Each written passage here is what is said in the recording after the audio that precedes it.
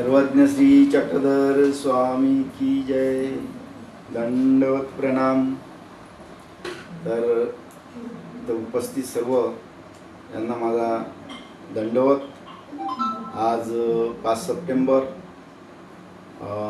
सर्वज्ञ श्री चक्रधर अवतार दिन या निमित्त तर आजपर्यंत मानभाव पंथीय हेच लोक अवतार दिन साजरा करत होते, पण आज शासनाच्या अनुमतीने आज जगभर सर्वत्र अवतार दिन साजरा होत आहे। त्याचप्रमाणे मांगरोळी ग्रामपंचायत कार्यालयामध्ये आज आम्ही हा कार्यक्रम इथं घेतलेला आहे। तरी अवतार दिन म्हणून आणि आता सर्व उपस्थित त्यांना भाविक मंडळींना माझा सर्वांना दंडवत। आणि या अवतार दिनाच्या निमित्त 2 शब्द मी आपलं प्रास्ताविक करत आहे। पुत्रं शाल देवच्छ नित्यमुक्ती प्रदायकं मालिनी परमानंदं वंदे श्री चक्रधर विभू, वंदे श्री चक्रधर विभू।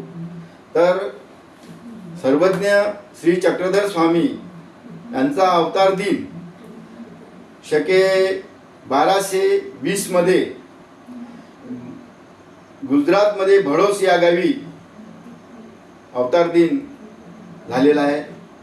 तर आज त्यांना तसं बघितलं तर 803 वर्ष झालेले आहे या गोष्टीला।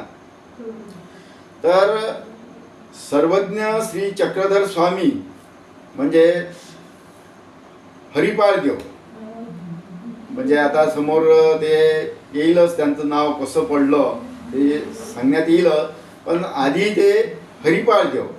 तर विशाल देवाचे पुत्र हरिपाळ देव, आई माल्लानिसा आणि पत्नी कमलिसा। तर आधीचं जर बघितलं तर श्रीकृष्ण अवतार म्हणजे श्रीकृष्ण अवतार द्वापार युगात झाले आणि त्यांचं कार्य काय होतं की अधर्म जे माजत होते त्या अधर्माचा नाश करून धर्माचं रक्षण करणं हे त्यांचं कर्तव्य होतं। ते कार्य संपल्यानंतर ते निजधामाला गेल्यानंतर त्यांचा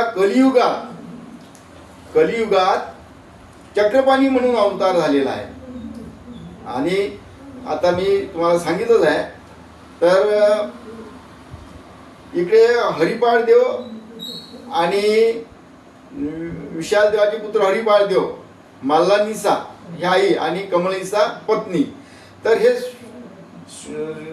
सुकुमार असं कुटुंब भडोस नगरामध्ये राहत होतात। ते विशाल देव हे एका राजाचे प्रधान होते आणि प्रधान असल्यामुळं त्यांच्याजवळ सगळं काही भरपूर काही श्रीमंती असं त्यांचं श्रीमंत घराण्यात त्या विशाल हरिपाळ देवाचा जन्म झाला होता। आणि ते छोटंसं असं शानदार कुटुंब सुंदर नगरामध्ये राहत होतं।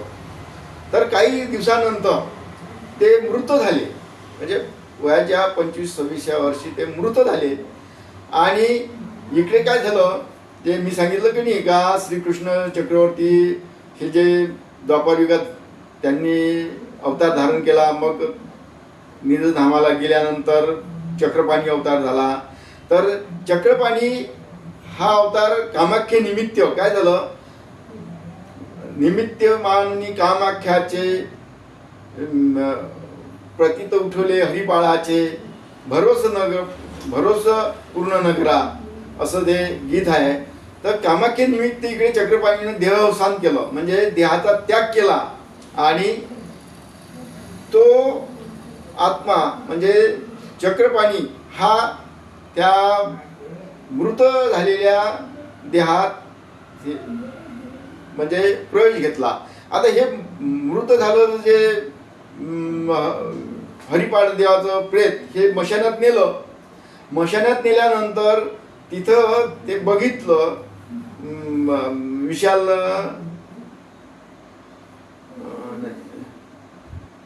विशाल देवा म्हणजे हरिपाळाचे वडील विशाल देव। तर लोक म्हणत होते की आता शेवटचा चेहरा बघून घ्या। म्हणून ते बघण्यास गेले. तिथं कपडा हल्ला आणि कपडा हल्ल्यानंतर बघते तर ते जीवित झालं.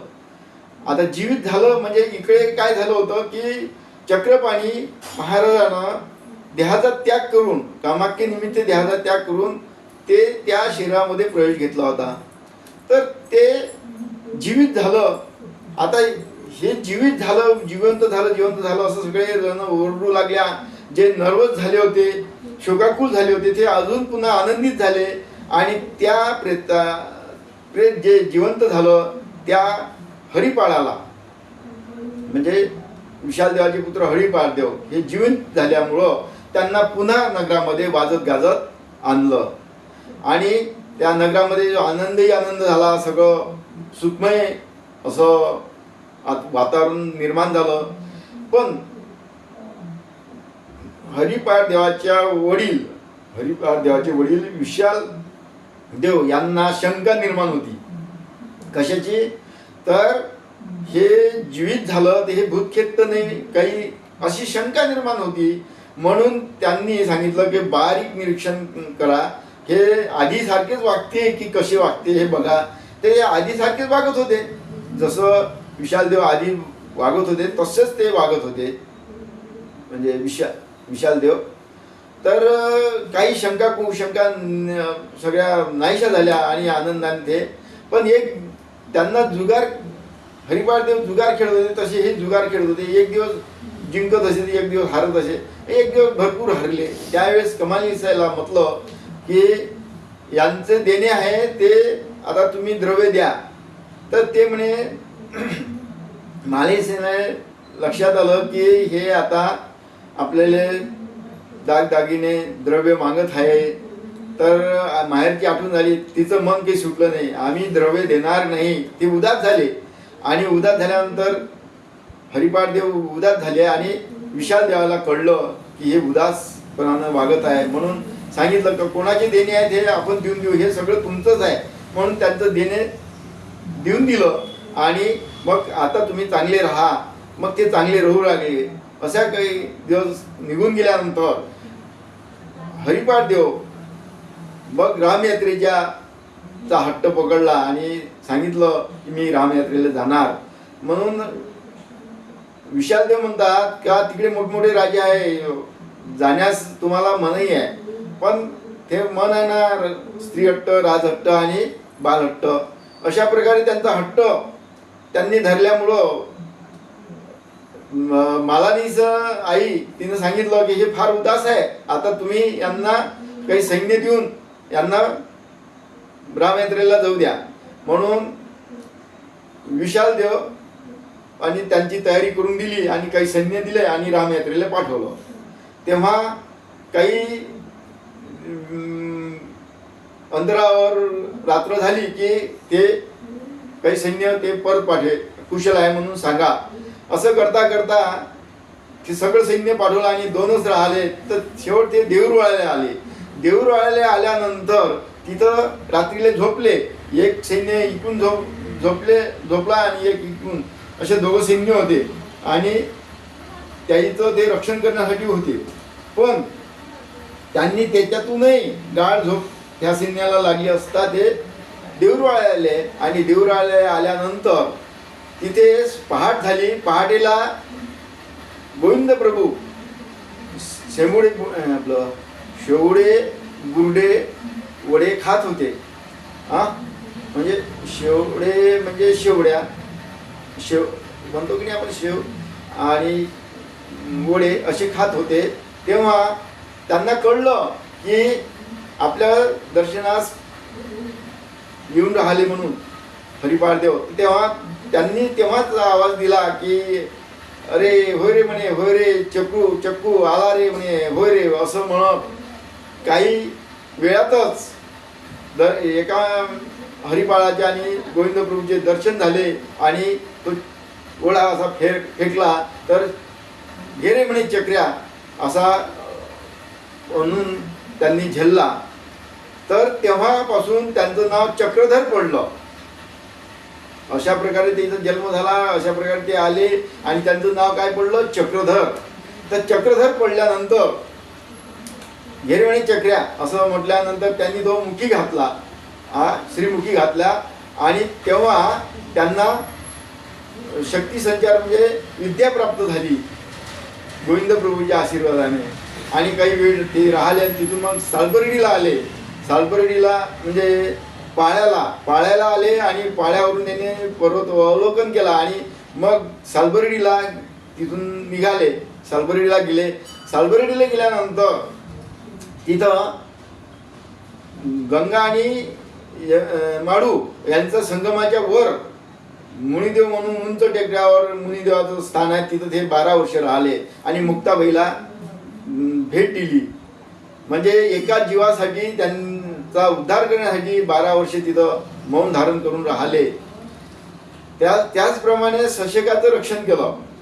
तर सशेकाची अशी लीळा आहे की 2 पारद्यांनी एक ससा पकडला आणि तो ससा होडेचा शर्यतीचा म्हणून सोडला. त्यामागं त्यांची कुत्री सोडली आणि तो ससा भरधाव पळत निघाला आणि स्वामी तिथं ध्यानस्थ बसले होते. तर तिथं तो पायाखाली मांडीखाली निघाला. तर त्याच मागोमाग सुनी आली आणि ते तिथंच थांबली. त्यानंतर पारधी आले आणि पारधी काय म्हणते, स्वामी हा ससा सोडी जोजी, हा होळीचा ससा, नाहीतर तुम्ही सोडाल नाही तर आमच्यात दोघात भांडणं होतील असं उच्चारलं. तेव्हा स्वामी म्हणतात, अहो हा शरण आलेला असे काही मरण असे, हा शरण आलेला ससा आहे, यांना काही मरण आहे. हा नदीचे पाणी पिती, तृण खाती, या ते कोणता अपराध केली आहे, का मारायचे असं त्यांना समजून सांगितलं आणि त्यांना उपरती झाली आणि ते परत गेले. आजपासून आम्ही अशी हिंसा करणार नाही. म्हणून सालबर्डीला हे पहिलं सूत्र तयार झालं की हिंसा नको, अहिंसा, अहिंसा, समता, बंधुत्व ही शिकवण स्वामींनी जनतेला दिली. हे पहिलं सूत्र स्वामीचं. तिथून मग बरेच काही ठिकाणी गेले. तर ते काटोलला गेले. तर काटोलला उदयनाथ तिथं त्या राजाचा गुरु होता. तो त्यांनी पाहिलं यांच्याकडे. तर यांनी सांगितलं की का उपेक्षिला, म्हणजे त्यांना ते चालत असे की नाही तर हे केस त्या झाडाला अटकले राहाय, ते निघाले म्हणजेच जाय असा उपेक्षिला, म्हणजे वरखंडे वगैरे असं. तर का उपेक्षिला, त्यांनी पाहिलं का हा पुरुष हटी आहे, म्हणजे हा सामान्य पुरुष नाही. म्हणून आमच्याकडे विद्या आहे म्हणे, कोणची वस्तंभनी, हे स्वीकाराल. तर मग स्वामी म्हणतात असं कोण केलं, ते अपूर्ण होती ते पूर्ण केली आणि मग स्वीकारली. म्हणून त्यांना 1000 वर्ष आयुष्य लाभलं. 1000 वर्ष आयुष्य लाभल्यानंतर आज 803 वर्ष झाले, म्हणजे 197 वर्ष अजून कायम आहे. जेव्हा हे महाराष्ट्रात परिभ्रमण करत होते तेव्हा स्वामींनी भक्तजनांना सांगितलं का आम्ही आता उत्तरपंथी जात आहोत. तर ते उत्तरपंथी गेले. अजूनही हिमालयाच्या अशा पर्वतामध्ये अजून त्यांचं वास्तव्य आहे. तर 197 वर्ष अजून त्यांचे कायम आहे. तर मग स्वामींनी सांगितलं भक्तजना की आम्ही जरी गेलो तरी तुम्ही भक्ती कशी करायची, येथेची गोटे गोटे नमस्की जोगा, अशा प्रकारे भक्तांना सांगितलं. आणि त्याप्रमाणे आपण आता त्यांचं म्हणजे वचनरूप परमेश्वर आपल्याजवळ आहे अशा पद्धतीने आपण करत आहोत, मानवपंथीय करत आहोत.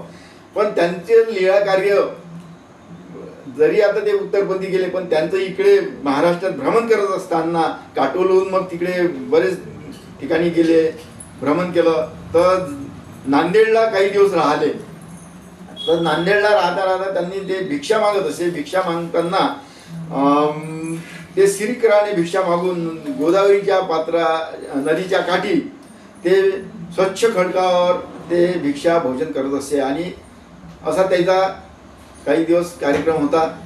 पण एक दिवस एका ब्राह्मणाकडे भिक्षा मागण्यास गेले असता त्या भिक्षा हा शब्द उच्चारतात त्या ब्राह्मणाच्या पत्नीने भिक्षा आणायच्या अगोदरच ब्राह्मण येऊन गेला आणि म्हणते, अहो एवढे धड ढाकट दिसता, एवढे चांगले दिसता आणि काम करायची लाज नाही, काम करणार, कोणाचे गाई वगैरे राखा, गुरे राखा असं त्यांनी म्हटलं. तेव्हा स्वामी म्हणतात, आम्ही भिक्षा मागून भोजन करतो हे बरोबर आहे, पण आम्हाला कामच कोणी देत नाही, आम्हाला कामच सांगित नाही.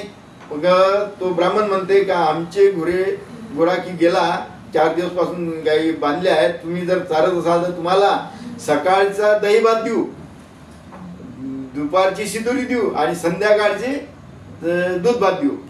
तर स्वामी म्हणतात तर ठीक आहे, आम्ही पण आमची एक अट आहे, आम्ही चारून आणू पण दोहू नये आणि सोडू पण बांधू नये. तर ब्राह्मण म्हणतो का काही हरकत नाही, फार मोठं चाराचं काम आहे ते तर तुम्ही घेऊनच राहिले, आमचं काय बांधणं दोयणं आम्हीच करतो असं म्हणून ते स्वामी त्या दिवशी रात्रीला त्यांच्याकडे एका म्हणजे त्यांच्या दाट्यात झोपले, त्यांची झोपाची व्यवस्था करून दिली आणि सकाळीच उठून मुखमार्जन केलं आणि त्या ब्राह्मणाच्या पत्नीने त्यांना दही भात दिला आणि दुपारची शिदोरी दिली आणि त्यांनी गाई सोडल्या आणि रानात घेऊन गेले. आता पहा कसं असते का गाई समोर ना आणि गुराखी मागं असते, पण इथं उलट आहे,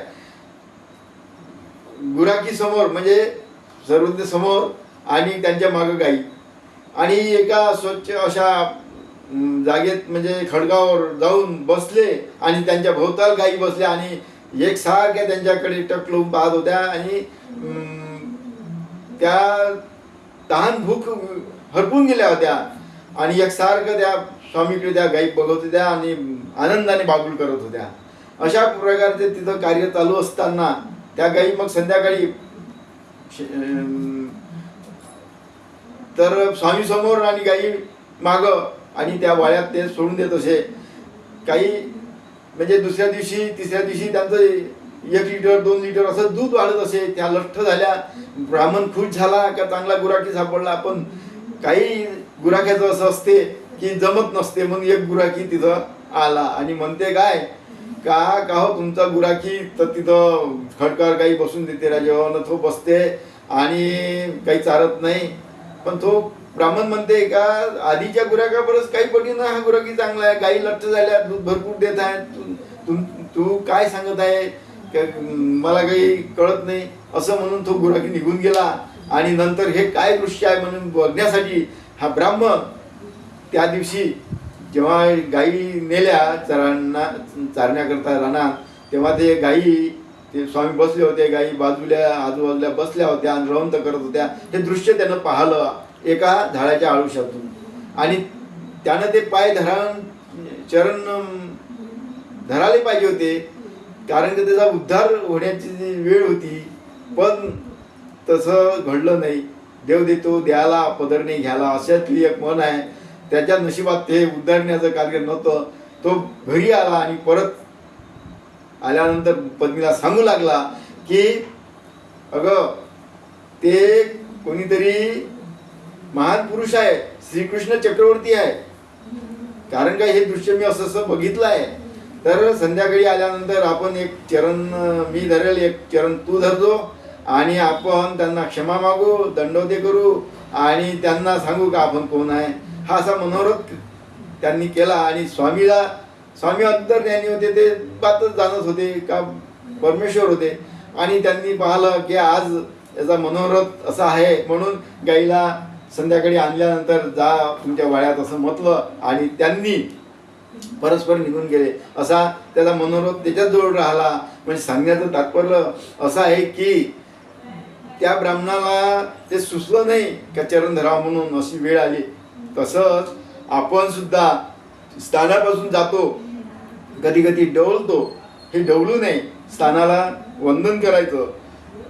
आणि कोणी साधू भेटला, संत भेटला तर त्यांना दंडवत करायचा. एवढं या लेडीतून माहीत म्हणजे घेण्याजोगतं साध्य आहे.